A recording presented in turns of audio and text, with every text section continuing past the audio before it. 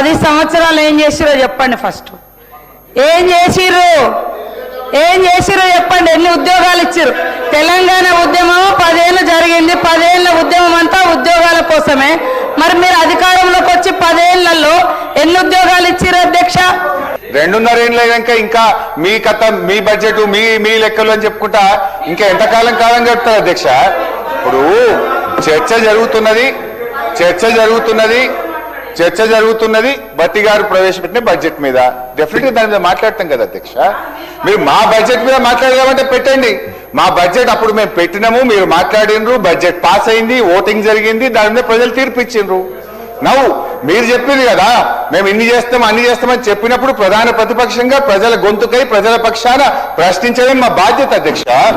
ఇంకోటి అధ్యక్ష, మీరేం చేసిండ్రు అంటున్నారు అంటే నా సబ్జెక్ట్ డైవర్ట్ అవుతుందని నేను వారికి సమాధానం ఇయ్యలేక కాదు అధ్యక్ష. Every point I can answer అధ్యక్ష.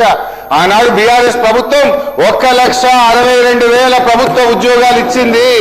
95% లోకల్ రిజర్వేషన్ తెచ్చాము.